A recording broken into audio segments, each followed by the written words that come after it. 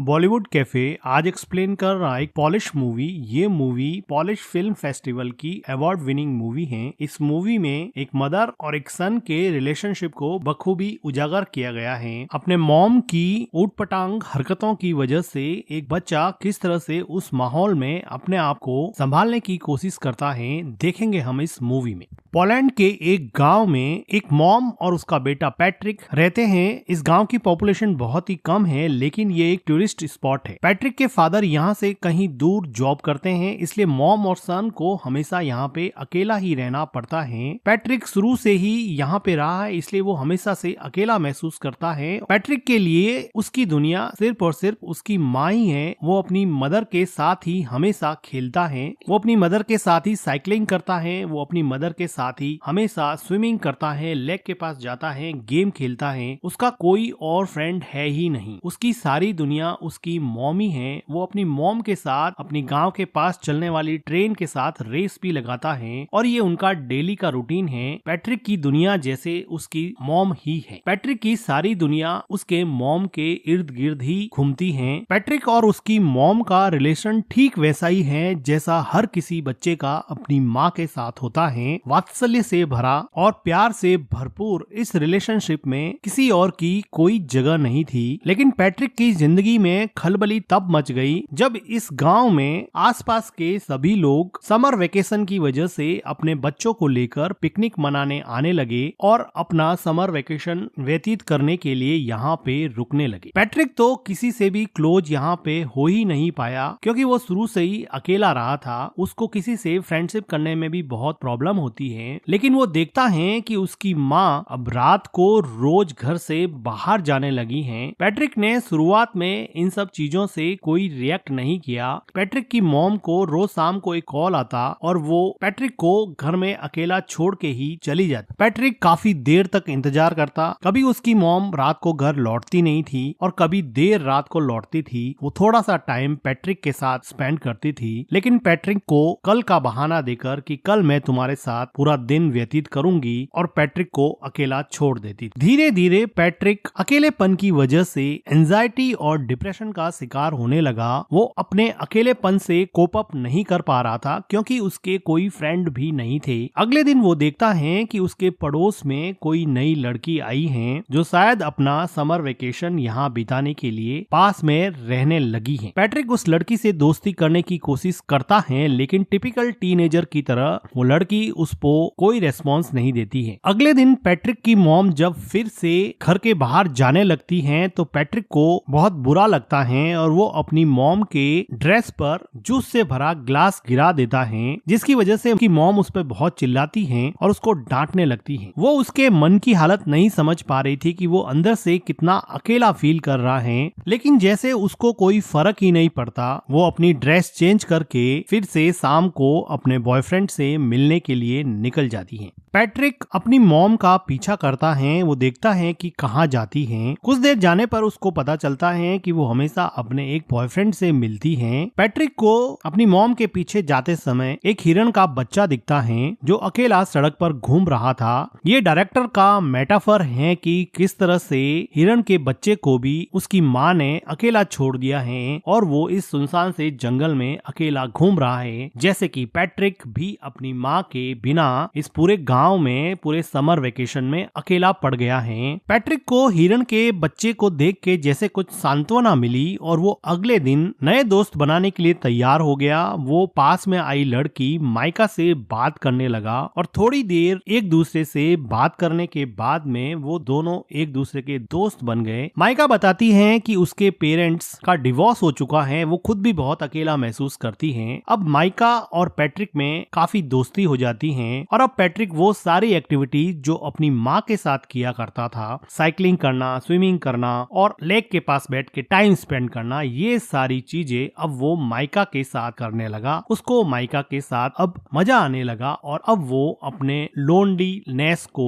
और एंजाइटी को थोड़ा कम कर सकता है और अपना पेन माइका के साथ शेयर कर सकता है। उसको अभी अपने मॉम की कमी कम खलने लगी थी। अगले दिन पैट्रिक के घर पे वो लेडी आती है जिसके हस्बैंड हस्बैंड के साथ पैट्रिक की मॉम का अफेयर चल रहा होता है। वो पैट्रिक को तो कुछ कह नहीं पाती है और उसकी मॉम उसके घर पे नहीं होती है, तो अकेली बैठ के वो बहुत रोती है। पैट्रिक एक वेल बिहेव बॉय की तरह उसको कुछ खाने को देता है। उसी शाम को पैट्रिक के डैड का कॉल आता है और पैट्रिक की मॉम उसके डैड से बात करते हैं। तो पैट्रिक की मॉम पैट्रिक को कहती है कि तुम अपने डैड को मेरे अफेयर के बारे में कुछ नहीं बताओगे, मैं तुम्हें वार्न करती हूँ। वो उससे कसम लेती है कि तुम अपने डैड को मेरे अफेयर के बारे में कुछ नहीं बताओगे। पैट्रिक कसम देता है कि मैं अपने डैड को आपके अफेयर के बारे में कुछ नहीं बताऊंगा। पैट्रिक को लगा कि ये बात मानने से उसकी मॉम उसके साथ ज्यादा टाइम स्पेंड करेगी, लेकिन उसकी मॉम को कोई फर्क नहीं पड़ने वाला था। पैट्रिक अब इतना परेशान हो चुका था कि वो मेन डोर की कीज भी छुपाने लगा। वो अपनी मॉम को जाने से रोकने लगा, लेकिन उसकी मॉम उसको मार के उससे लड़ झगड़ के भी अपने बॉयफ्रेंड से मिलने जाती थी। पैट्रिक चाहे अकेला बैठ के कितना भी परेशान हो, उसको जैसे कोई फर्क ही नहीं पड़ता। पैट्रिक के लिए अब एकमात्र सहारा उसकी नई नई दोस्त माइका थी, जिसके साथ वो काफी टाइम स्पेंड किया करता था और यहाँ के पिकनिक स्पॉट लेक में स्विम करता और वहाँ पर गेम खेलता। लेकिन उसकी ये खुशी ज्यादा दिन चलने वाली नहीं थी, क्योंकि माइका को यहाँ पर एक उनकी उम्र से काफी बड़ा लड़का परेशान कर रहा था। ऐसा लग रहा था कि माइका इस लड़के से बहुत डरती है। पैट्रिक इतना छोटा था कि इस गैंग से माइका को बचाने के लिए वो कुछ भी नहीं कर पाया, लेकिन उसको मन ही मन बहुत हर्ट हुआ, क्योंकि वो लड़का माइका को वार्न कर रहा था कि तुम इस लड़के से नहीं मिलोगी, तुम सिर्फ मेरे से ही मिलोगी। उसी रात को पैट्रिक अपनी मॉम का जब पीछा कर रहा था तो वो देखता है कि माइका और वो बड़ा लड़का एक दूसरे के साथ काफी टाइम स्पेंड कर रहे हैं, जिसको देखकर पैट्रिक को लगा कि अब उसकी जिंदगी वापस से अकेलेपन का शिकार होने वाली है। वो काफी मायूस हो जाता है। वो घर पर भी काफी टाइम तक अपनी मॉम का वेट करता। जब देर रात उसकी मॉम घर पे आती तो पैट्रिक उससे अपना टाइम मांगता, लेकिन वो थक हार के सो जाती और पैट्रिक उसकी मॉम के आने के बाद में भी अकेलेपन का ही शिकार रहता। अगले दिन सुबह पैट्रिक को माइका मिलती है और वो माइका को पूछता है कि क्या उस लड़के ने तुम्हारे साथ कोई जबरदस्ती की थी। तो माइका जैसे डर गई हो और वो डर के मारे वहाँ से भाग के घर में चली जाती है। पैट्रिक उसको जाके पूछता है कि हुआ क्या, मुझे ये तो बताओ। वो बिना कुछ बोले ही रोने लग जाती है। पैट्रिक को ऐसा लगता है कि उसके साथ जबरदस्ती की गई है। वो दौड़ के जाता है और उन लड़कों के ग्रुप में उस लड़के पे अटैक करता है, लेकिन एक छोटा बच्चा उससे कैसे लड़ेगा और वो बड़ा लड़का पैट्रिक को ओवर पावर कर देता है और पैट्रिक यहाँ पे कुछ नहीं कर पाता। थोड़ी देर बाद में माइका वापस पैट्रिक के पास आती है और उसको समझाने की कोशिश करती है कि हम दोनों अच्छे दोस्त बन सकते हैं, तुम इतना हर्ट क्यों हो गए हो। लेकिन पैट्रिक को डीप डाउन कहीं पे हर्ट हो गया था। वो वापस से माइका से बात ही नहीं करना चाहता था, क्योंकि वो ऑलरेडी अपनी मॉम से बहुत ज्यादा हर्ट था और जब माइका ने भी उसे हर्ट किया तो वो इमोशनली वायलेंट हो गया और वो अपने इमोशन को कंट्रोल नहीं कर पा रहा था। अपने गुस्से को, अपने फ्रस्ट्रेशन को माइका के ऊपर निकाल दिया और माइका को उल्टा सीधा बोला, जिसकी वजह से अब माइका को वापस हर्ट हुआ और अब माइका वहां से चली जाती है। पैट्रिक को बिल्कुल समझ में नहीं आ रहा था, क्योंकि वो छोटा सा बच्चा था, उसको समझ नहीं आ रहा था कि इन सब सिचुएशन से कैसे निकले। उसकी मॉम उसको बिल्कुल भी सपोर्ट नहीं करती थी, ना उसको गाइड करती थी। उसके आसपास कोई भी पेरेंटल गाइडेंस नहीं होने की वजह से वो अपनी ही दुनिया में जो उसको समझ में आता वो करता जाता और उसके अंदर अनस्पोकन इमोशंस का एक ऐसा गुब्बार बना, जिसकी वजह से वो बुरी तरह से फ्रस्ट्रेट हो गया। उसी रात को पैट्रिक की माँ घर पे रोती हुई आती है। ऐसा लग रहा था कि उसके बॉयफ्रेंड के साथ उसका झगड़ा हुआ है या फिर ब्रेकअप हो गया है। पैट्रिक की मॉम काफी दिनों तक उदास रहती हैं, लेकिन पैट्रिक अपनी मॉम को अपने पास में देख के काफी खुश रहने लगा है। वो अपनी मॉम की काफी केयर करता है। एक रात अचानक उसके डैड वापस लौट आते हैं और दोनों के लिए बहुत सारे गिफ्ट लाते हैं। पैट्रिक को अब लगा कि अब उसका समर वेकेशन बहुत अच्छे से निकलेगा, क्योंकि उसके डैड ने उससे प्रॉमिस किया था कि मैं समर वेकेशन तुम्हारा साथ में बिताऊंगा। अभी एक अच्छी फैमिली की तरह खूब अच्छा टाइम स्पेंड करते हैं और पैट्रिक अपने मॉम और डैड को एक साथ देख के बहुत खुश होता है और उसका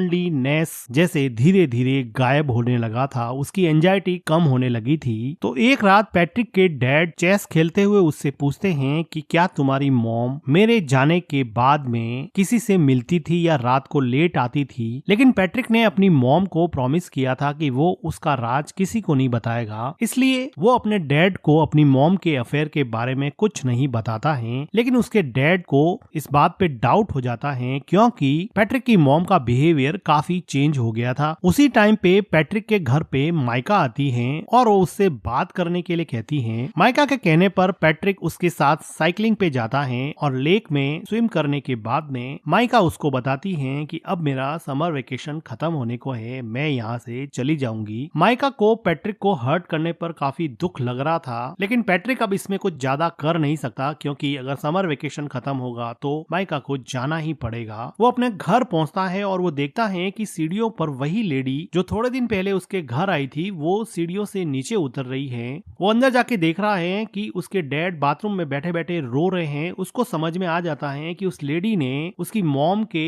अफेयर के बारे में उसके डैड को बता दिया है, क्योंकि उस लेडी के हस्बैंड के साथ ही उसकी मॉम का अफेयर चल रहा था। तो इस बात से दुखी होके उसके डैड ने अब ये डिसाइड किया है कि अब वो यहाँ नहीं रहेंगे और वापस जॉब करने चले जाएंगे और शायद कभी वापस नहीं आएंगे। पैट्रिक की मॉम पैट्रिक के डैड को समझाने की कोशिश करती है, लेकिन जब आप रिश्तों की बुनियाद विश्वास को ही हिला देते हैं, ट्रस्ट को ही खत्म कर देते हैं, तो किसी भी इंसान को रोकना लगभग नामुमकिन सा हो जाता है। पैट्रिक के डैड अब यहाँ से चले जाते हैं। समर वेकेशन खत्म हो जाता है। अब पैट्रिक को स्कूल जाना होता है। पैट्रिक की मॉम पैट्रिक को तैयार करके स्कूल छोड़ने जाती हैं। वो दोनों सड़क पर चल रहे हैं, दोनों एक दूसरे से बात भी नहीं कर रहे हैं। पैट्रिक को अपनी मॉम पे बहुत गुस्सा है क्योंकि उसकी मॉम की वजह से उसके डैड उसको छोड़ के चले गए। उसके सेल्फिश बिहेवियर की वजह से वो किसी से घुल मिल नहीं पाया। वो मेंटली इतना ब्लॉक हो गया कि दूसरे बच्चों से बात भी नहीं कर पाता था और ना ही उसको अपनी मॉम का प्यार मिलता।